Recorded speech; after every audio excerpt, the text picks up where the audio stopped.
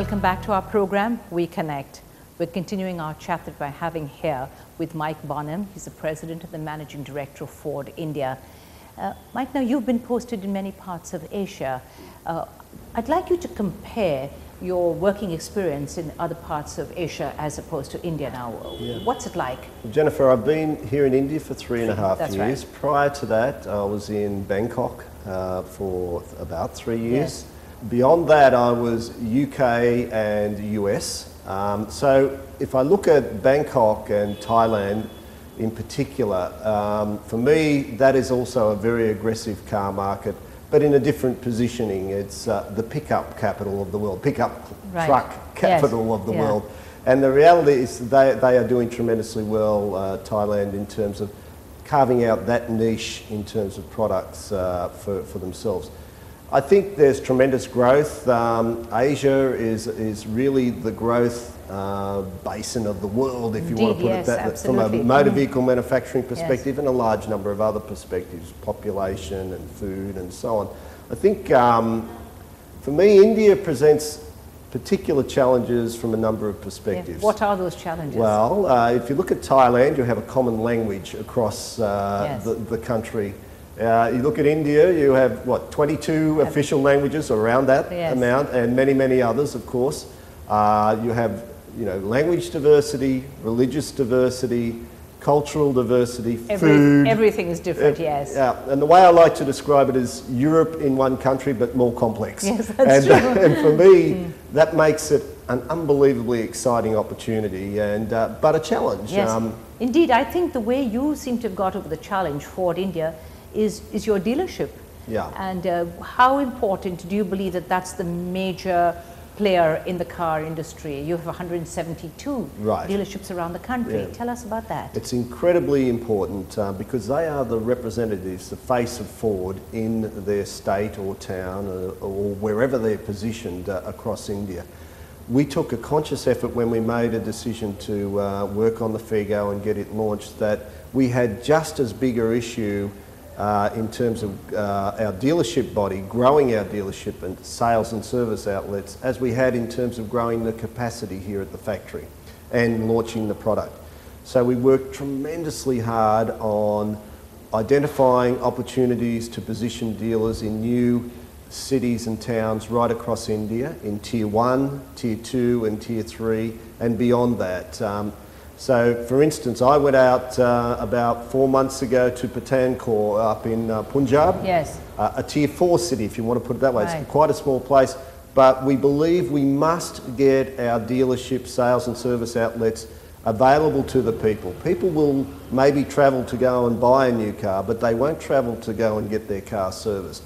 So we need long distances. So we needed to really work strategically on positioning of our dealer body, training of our dealer sales and service people to ensure they met the expectations of the customer. And that's been a fantastic journey, and we've got further to go. Right, so that's the next question.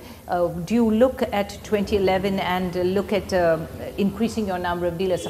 How many realistically would you like to have? Well, I think right now it's at 170. We've covered a good level of the land of India, but this year I'd like to increase it probably by about another 25%, 30 to 35 dealers, sales and service outlets. Again, looking at Tier 1, 2 and 3 cities. And then I think beyond that, we have to have an aggressive plan year over year to grow at least that level, if not significantly more. Because if we're going to launch these 8 new products, as I said, by mid-decade, you can't be at 170 or 200 or even 250. It has to be beyond that. Proportionately, it has to get much bigger. I would imagine so. But when you think of these dealers, do you sort of keep looking at their work as you go along? Do you ever remove a dealership, for instance, from somebody? Well, Does it work like that at all? Oh yeah, well, the dealers are under a very close scrutiny in terms of sales and service. We have a measurement, a metric process we use called CVP, which essentially goes through a large number of key criteria in both sales and service performance. And we measure the dealers, benchmark them against global the global dealer body, but also against themselves, against the total dealer body. My preference is no, we don't have to remove a dealer, but we may have to sit down and work on an improvement plan with the dealer based on data. The CVP comes from the customer, right? And basically the customer is provided with, either through the internet or a telephone conversation, an opportunity to comment on the sales and service experience they have. That's then put into a metrics-driven procedure, which we measure on a quarterly basis, and we feed back to the dealer body opportunities for improvement.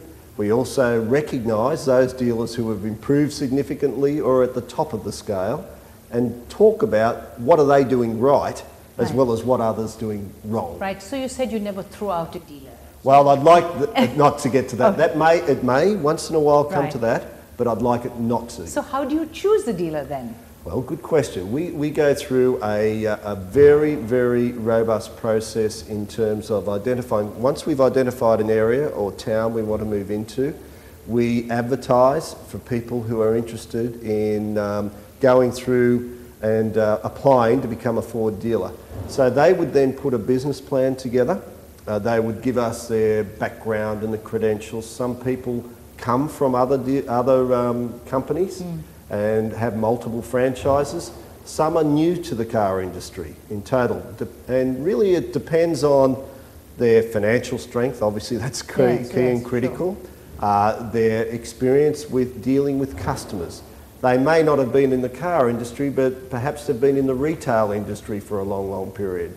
Or their family has demonstrated business acumen over many, many years, and we feel a level of comfort with their financial strength and with the family's knowledge and experience, and we find out from others in the area about those people. So it's a very robust, rigorous process. Generally we have 4 to 5 people applying in the same town, and you go through an assessment process, and the individual who meets all the key criteria gets the dealership.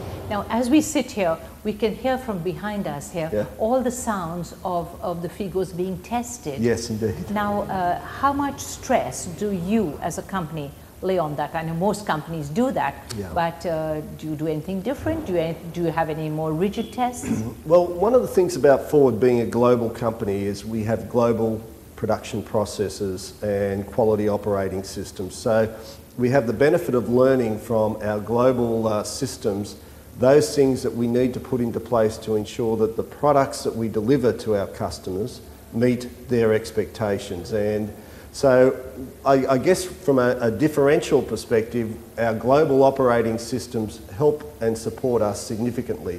Those 8 products that we're going to launch from now on are all off global platforms, for instance. They're not exclusively for India.